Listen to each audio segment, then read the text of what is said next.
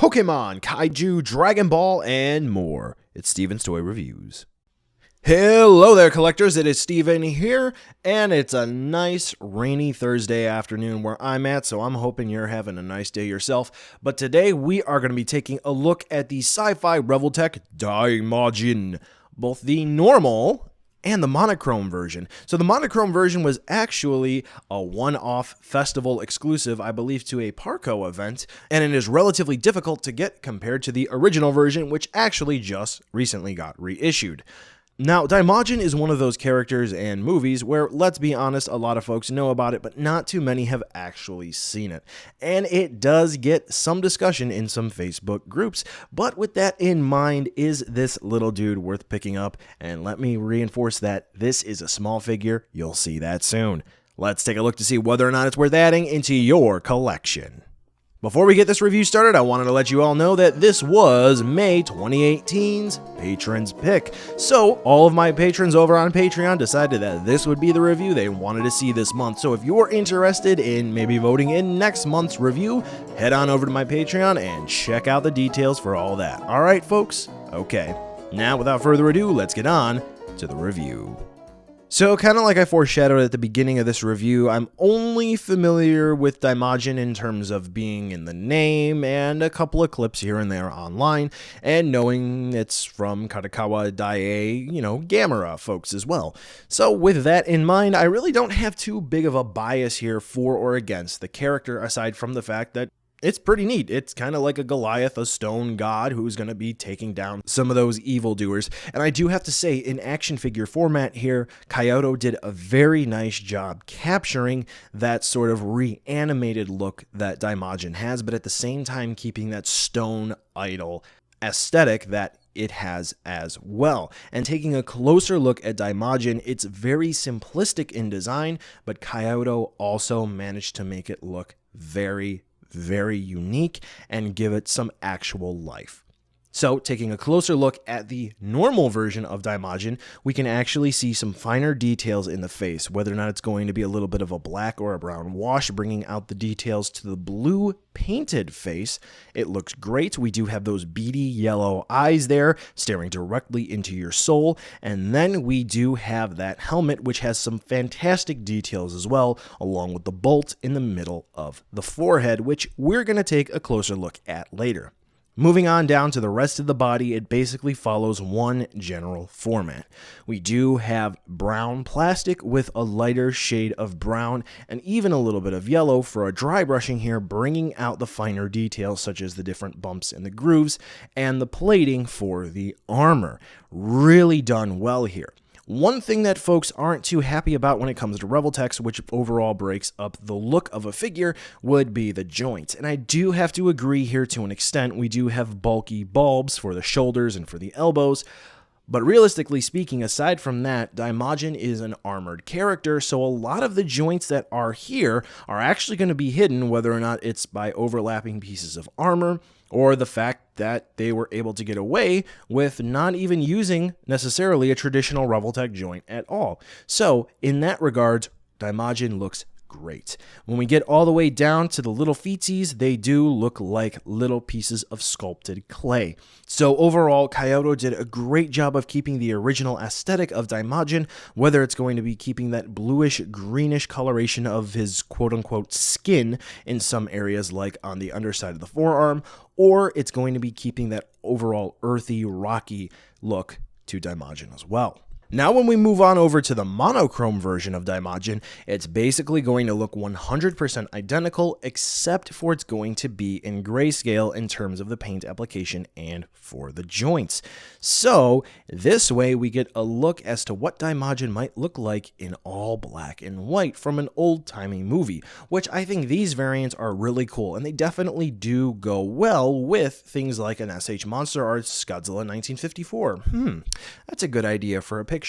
Anyway, for this section of the review, since it's 100% identical except for the different paint applications on this one, we're just going to go through a quick summary of what this figure looks like in terms of different paint applications. And as you can clearly see, once again, they did a great job of keeping the overall paint schematics for Daimajin looking great. So if you're worried about maybe something getting lost here in terms of this just being a cheap variant that they kind of just shot out so this way you can pick it up, don't worry, this one looks just as nice as the normal one. Those familiar with Revoltech know that Revoltech joints can sometimes be fiddly and that you can't get your figure to be posed exactly the way you want it to be posed. And Daimajin here is no exception to that rule. Unfortunately, it is an armored character. He does have some bulk to him, so you're not going to get this because he can do the splits and karate kicks and whatnot. What do we have? Ooh. Well, we do have a Revoltech joint for the neck, so this way we can move his head up and down. But unfortunately, that helmet does have a little bit of a trim there that does block movement, and we can spin left and right. So we can look up about that far, down about that far, and just so you can take a look at that joint in the neck. There we go. That's how it looks. Of note, the normal Daimajin actually has a slightly different joint. His joint looks like this, but it's still a Revoltech joint. Okay? Okay. So now that we got that cleared and out of the way, that is going to be about the only technical difference between the two in terms of joint functionality. And even then, they function the exact same way. So aside from that, which the joints still have the same range of movement, the armor on the shoulders, they are on Revoltech joints as well, so they can fold up and they can fold down. So this way, whenever you move the shoulders up, which are also on Revoltech joints, it's going to get in the way of the helmet. Nope. This way we can move them out of the way and we can have a little bit more movement there for Daimajin. But since they are also on Revoltech joints, they do swivel around as such as well. Now the shoulders, since they are on, obviously, Revoltech joints, they do swivel at where they plug into the body, and they swivel at where they are plugged into the actual arm. So they do, by default, have a swivel there, along with hinges to move it up and down. We do have hinges for the elbows as well, and they do have 2 points of swiveling. The wrists are also Revoltech joints, so we can move them as such. Multiple swivel points there. So the arms do move relatively well, except for they're sculpted oddly, and sometimes you can't get the right movement out of Daimajin there. But generally speaking, I think the arms are usable. They're great to get some nice poses out of. When we get to the waist, we do have a Revoltech joint there, which is cool. The only thing is that we do have this nice trim here for Daimajin, so we can spin and we can twist and we can turn, but unfortunately only down about that far, back about that far. So from the waist up, we're pretty good. When we move on down, aside from just having a Revoltech joint here that we can move the sheath around like that, we do have this skirt, which is made of soft plastic. And we have Revoltech joints for the hips. You can kind of see where the issue is here. So even if we were to take the Revoltech joint and spin it, right, which is a trick you can actually do. So this way, instead of moving forward and back, it's going to move left and right. For Daimajin's leg here, we still don't get a whole lot of movement, which is unfortunate. Effectively, that skirt kills the articulation from the waist down. We only get about that much range of movement out of the knees, and for the ankles, we do get some considerable movement, which is pretty nice. So overall, Daimajin actually has some nice movement there. It might be frustrating for some because, again, they click, so you only get certain degrees of movement. It's not fluid movement like, let's say, a Figma would give you or an SH Figuarts, but when you only have so much movement out of the legs, unfortunately, Daimajin is not going to be getting into too many dynamic poses. Yeah, that sucks. So Daimajin looks great, movement-wise, it's so-so, but how about the accessories? Well, I do have to say Kyoto really made a sweet package here where we're going to get some stuff to make it a good display piece with an extra faceplate to revert it back to its normal, calm, resting face. We are going to get his sword, his dagger, whatever you want to call it, along with an interchangeable sheath part. We do get one display base for Daimajin. We do get one set of splayed hands. We get one hand to hold that sword, and we do get one angry crying out in fear Samanosuke getting held by Daimajin's left hand. We do also get the Revoltech container base in case you wanted to store any accessories. We do get one Revoltech coin in case you wanted one of those for whatever reason. That promotion is long since gone by. And we do get one nameplate for Daimajin along with the movie that it's from. So first, let's take a look at that stone faceplate, which realistically speaking, it's kind of straightforward. It's nice to see that this was included here. Nothing too over the top and out of the ordinary. It just is what it is. Pretty blank and expressionless. Now, to swap it out, what I would highly recommend doing is actually taking the head of Daimajin off, and what you have to do is slide either faceplate off, whether or not it's going to be switching back to the normal angry face or just the blank stone face, and then what you have to do is slide the faceplate in. The reason why I recommend taking it off is because if you're going to be sliding it, you don't want your fingers to slip and maybe send Daimajin flying across the room or breaking anything. Now taking a look at the spare hands that we do get those splayed hands, so this way Daimajin can fire off the Kamehameha. We do get the one hand, so this way he can hold his sword. And again, we do get one hand gripping Samanosuke in the left hand. And swapping out the hand parts can be relatively easy. Unfortunately, on mine, the holes are very small when switching with the Revoltech joint, so just be careful there. But all you have to do is grab the hand at the wrist, pull it out, and then you put the new hand on. If you do happen to take the Revoltech joint with you, don't worry. All you have to do is grab it and pull it out. Not a big deal. Now, let's take a quick look at that sword that we get. And for the normal Daimajin, it looks really, really cool. On the box, it actually just kind of looks like it's going to be made out of clay or something. Nothing too fancy, but taking a look at it in hand, it does actually look like we have some gold spray to it. It looks like it's actually sharp, and it looks like it's actually going to cause some damage. Aside from the nice sculpted work here, the paint is amazing. So realistically speaking, Kyoto went over the top with this release. However, when it comes to the Monochrome Daimajin, it is actually just about that simple. It's kind of just a white clay looking sword. So there is that to take into consideration. Now, an interesting thing that Kyoto did is that for the Daimajin that you pull out of the box, it has the sword already sheathed.